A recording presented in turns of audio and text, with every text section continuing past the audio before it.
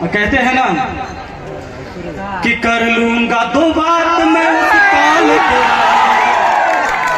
कर लूंगा दो बात मैं उस काल के आगे, वो काल क्या करेगा महाकाल के आगे, वो काल क्या करेगा महाकाल के आगे। तो दोस्तों अच्छा लग रहा है, क्योंकि आप जानते हैं मुझे अच्छा लगता है, इसीलिए मैं इतना दूर आ जाता हूँ। ये कहने की कोई बात नहीं है, आप लोग का जो प्यार मिलता है, मैं जब यहाँ से जाता हूँ हर बार मैंने अपने YouTube चैनल से वीडियो भी डाले हैं। खासकर इस बात के लिए अच्छा लगता है कि भाई एक शिक्षा के लेकर इसको बढ़ावा देने के लिए आप लोग यहाँ पर इकट्ठा होते हैं शांति क्विज के द्वारा, जो बच्चों को यहाँ पर प्रोत्साहित किया जाता है, उन्हें हौसला बढ़ाया जाता है। और ये छोटे छोटे नन्हे मुन्ने बच्चे, मैंने हर बार कहा है, हो सकता है इन्हें अभी ज्यादा समझ में नहीं आ रहा कि ये क्यों हो रहा है, लेकिन थोड़ा बहुत समझ में आता होगा कि अच्छा नंबर लाया होगा, इसलिए सब लोग इसे प्राइज देते हैं। तो निश्चित है कि ये देखा देखी अच्छा करने का प्रयास करेंगे और इसी तरीके से समाज बदलता भी है। शिक्षा का प्रचार प्रसार हो रहा है इस भागलपुर की इस धरती से, तो निश्चित तौर पर मैं भी ऋणी हो जाता हूं कि मुझे ये नजारा देखने को मिलता है ग्रामीण स्तर पर जो चीजें आप कर रहे हैं। और मैं आपको छोटी सी एक अभी जस्ट घटना घटी थी, मैं छोटा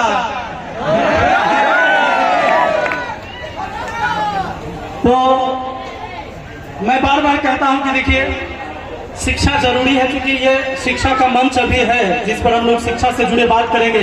हमारी एक बहन अभी बोल रही थी कि बेटियां बेटों से कम नहीं होती हैं, इसलिए बेटियों को बढ़ावा दिया जाना चाहिए और बेटा बेटी सबको समान रूप से देखना चाहिए। और कोशिश भी होती है, धीरे धीरे लोग बदल रहे हैं। पहले नहीं होता था कि बेटियां बाहर निकल के पढ़े या कुछ करे कहीं जाए, लेकिन अब तो बदल रहा है समाज, देखा देखी ही बदल रहा है और इसको बढ़ावा देना जरूरी है। क्योंकि जान लीजिए जब एक लड़की पढ़ती है तो पूरा समाज शिक्षित होता है, पूरा परिवार शिक्षित होता है। क्योंकि जब लड़की पढ़ती है और वो जब माँ होती है तो उसके बच्चे, सबसे पहला स्कूल माँ ही होती है बच्चों की। तो अगर लड़कियां पढ़ेगी तो निश्चित है कि आने वाला जनरेशन हमारा एक चेंज होगा, जो आपको बिलीव नहीं होगा कि इतना जल्दी चेंजिंग कैसे आया। तो निश्चित तौर पर हमें बेटियों को आगे बढ़ाना पड़ेगा। शिक्षा सबके लिए जरूरी है। मैं अभी भागलपुर से ही एक आशीर्वाद मुझे मिला, अभी मैं दिल्ली एयरपोर्ट पे, अभी हाल फिलहाल में मैं हरियाणा से आ रहा था पटना, एक घटना घटा वहां पर, लेकिन मुझे आशीर्वाद लेने का वहां पर मौका मिला। हुआ यह था कि एक वृद्ध व्यक्ति पति पत्नी दिल्ली एयरपोर्ट पे थे और मैं वॉशरूम के लिए गया। तो जिस वॉशरूम में मैं गया था, बगल वाले बाथरूम में किसी के गिरने की आवाज आई और कहरने की आवाज आई। तो मैं अपने बाथरूम से निकल के और मैं देखने लगा जाके गेट पर कि क्या हुआ किसे। तो दरवाजा आधा लॉक था और अंदर एक वृद्ध व्यक्ति गिरे पड़े।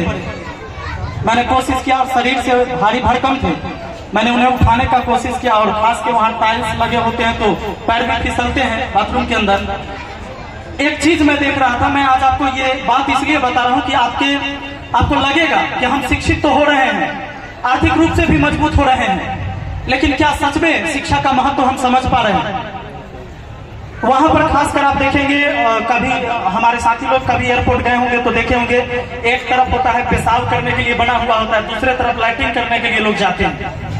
10 लोग 12 लोग हमेशा वॉशरूम में रहते ही। मैं उनको उठाने का पूरा प्रयास कर रहा था, लेकिन वो ऐसे गिरे पड़े थे कि वो उठ नहीं पा रहे थे और सब लोग वहां देख रहा है, खुद पेशाब कर रहा है और निकल रहा है, देख रहा है कि एक आदमी को उठा रहा है, निकल रहा है। मैंने दो से हेल्प भी मांगा कि भाई थोड़ा आइए, और क्योंकि बाथरूम का गेट पूरा खुल नहीं रहा था, क्योंकि उसके पीछे वो फंसे हुए थे। उस स्थिति में लगभग मुझे 10 मिनट तक मशक्कत करनी पड़ी। बाद में जो सुपर होता है, जो वहां साफ सफाई करता है बाथरूम के अंदर, मैंने उसे बुलाया और उसके मदद से मैंने अंकल को वहां से निकाल के बाहर लेके आया। वो गिर पड़े थे, वो बैठे थे, क्योंकि उम्र ज्यादा हो गया था, शरीर से थोड़ा भारी थे। मैंने उनसे पूछा कि आपके साथ में कोई आई है, कोई है? तो बताया कि हाँ एक महिला है बाहर। तो उनकी वाइफ थी, पहले मैं नहीं जानता था, मैं उन्हें बाहर लेके आया। तो मैंने ज़्यादा उनसे नहीं पूछा। हो सकता है कि लोग प्लेटफॉर्म पे, एयरपोर्ट पे सोचते हैं कि कहीं ठगने वाला तो ना हो, भागने वाला तो ना हो। उनको चिंता भी हो गया कि मेरा फ़ोन कहाँ है। फ़ोन उनके जेब में ही था। उन्होंने बाहर आके मुझसे पूछा कि फ़ोन कहाँ है मेरा। तो मैंने देखा उनके जेब में फ़ोन है। बहुत घबराए हुए थे वो। तो जब उनकी पत्नी आई, उनके पास मैंने बिठाया कुर्सी पे, तब उनसे मैंने पूछा कि चाचा कहाँ जाएंगे। तो बोले कि हम पटना जाएंगे। तो मैंने उन्हें बताया कि हम भी पटना जाएंगे। मैंने अपना टिकट दिखाया कि थोड़ा इन्हें बिलीव हो। तो मैंने उन्हें टिकट दिखाया कि हम भी पटना जाएंगे, क्योंकि पटना का मेरा भी टिकट था फ्लाइट का। तो वो देखे और तब बोले कि हम फिर पूछे कि पटना में कहाँ जाएंगे आप। तो बोले कि हम भागलपुर जाएंगे। तो मैंने कहा कि मैं भागलपुर हर साल जाता हूं और पता नहीं इस बार मुझे बुलाया जाएगा कि नहीं। देखिए प्रशांत ने जब मुझे इस बार फिर कॉल किया तो मैंने कहा कि हाँ भाई रख लो, कब आना है बता दो। बोला कि वैसे ही टाइम रहता है सर हर साल। मैं बिल्कुल आऊंगा। और सच पूछिए, उन दोनों लोगों ने बहुत आशीर्वाद दिया मुझे। मैं नाम तो उनका नहीं जानता, मैंने ये नहीं पूछा, लेकिन बहुत आशीर्वाद दिया। पर एक चीज मैंने वहां गौर किया जो मुझे शिक्षा मिला। वो शिक्षा क्या मिला? एयरपोर्ट पे कोई अनपढ़ आदमी नहीं होता है, यह बात पक्का है। आर्थिक रूप से कमजोर आदमी भी एयरपोर्ट पे नहीं होता है, यह भी सच बात है। एयरपोर्ट पे कम से कम 6,000-7,000 के टिकट कटाइएगा तभी पटना से दिल्ली जाइएगा। तो अधिकतर आदमी पढ़े लिखे भी होते हैं और पैसे वाले भी होते हैं। पर वहां एक चीज मुझे समझ में आया कि ऐसे ही लोग अगर गांव में कहीं गिर जाते हैं तो निश्चित है कि पूरा गांव उठ के चल जाता है खटिया लेके। उठाओ रे चाचा के ले चलो दूरा पर, पानी पिलाओ, कहाँ घर है, तुरंत पूछता है चाचा घर कहाँ है बताओ। तुरंत उसके बेटा का नंबर अगर उनके पास नहीं है, घर वाले का नंबर नहीं है, तो आसपास फोन लगा देता है कि हो तोरा गांव में एगो जैसे आदमी हथुन, नाम बतबैत हथुन, यहाँ गिर गए तुम भेजू तो गाँव से लोग सबके। ये संस्कार हमारे गांव में है आज भी, वो दिल्ली में मुझे नहीं मिला देखने को। भले ही लोग यहां से भी निकल के वहां गए होंगे, ऐसा नहीं कि वो सारे दिल्ली वाले ही होंगे। पर एक बात याद रखिएगा, बहुत पैसा हो जाने के बाद, अब बहुत ज्यादा किताब पढ़ लेने के बाद भी ना जाने इंसान अपनी जमीन को क्यों भूल जाता है। वो किताब में नहीं लिखा हुआ है, वो जो साइंस और आर्ट्स पढ़ते हैं ना उसमें वो नहीं है। वो हमारे संस्कार में होता है और हमारे परिवार से मिलता है, हमारे समाज से मिलता है। इसलिए शिक्षित होइए, पैसा कमाइए, आर्थिक रूप से मजबूत होना जरूरी है, लेकिन मानसिक रूप से बीमार हो जाना ये बहुत बड़ी गलत बात है। मानसिक रूप से भी मजबूत होना जरूरी है।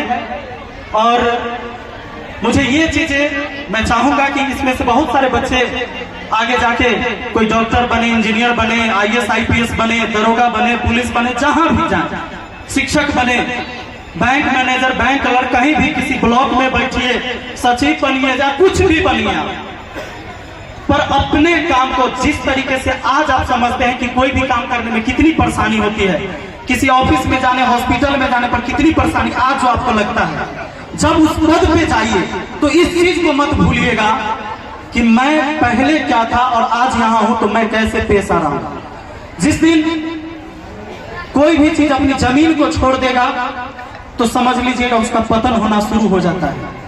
पौधे कभी जमीन से अलग होकर हरे भरे रह सकते हैं क्या? इसलिए अपनी जमीन को नहीं भूलना चाहिए। उड़ने का ख्वाब रखिए, आसमानों को छुइए, कोई दिक्कत नहीं है, पर जमीन को नहीं भूलना है, क्योंकि अंतिम पड़ाव यही है, यही मंजिल है, फिर अंतिम में यही अटकना है। हमारी व्यस्तता दिन प्रतिदिन बढ़ते जा रही है, जिम्मेवारियां बढ़ती जा रही है, हर किसी के जीवन में होता है। बैचलर लाइफ में रहिएगा तो कोई दिक्कत नहीं है, फिर शादीशुदा हो जाइएगा तो थोड़ा सा एक मोड़ आता है, फिर जब कुछ जिम्मेवारी होती है, जब आप कुछ आगे बढ़ते हैं, कुछ करते हैं, और जिम्मेवारी बढ़ती जाएगी। भले ही व्यस्तता बहुत ज्यादा है, थोड़ा लेट ही पहुंचा मैं, लेकिन पहुंचा। आप लोगों के लिए प्यार, आप लोगों के लिए मेरे नजर में जो मान सम्मान है ये हमेशा रहेगा।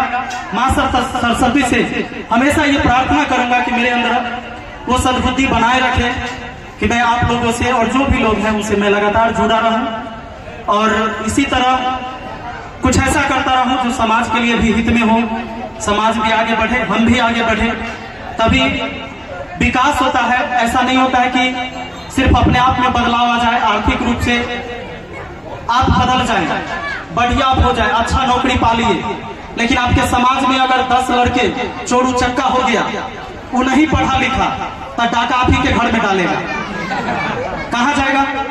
ज्यादा पैसा कमा के आप घर में रखे हैं तो चोरी कहाँ करेगा? बगले में ना। तो इसीलिए अपने साथ साथ अपने समाज को भी बदलने की जरूरत है।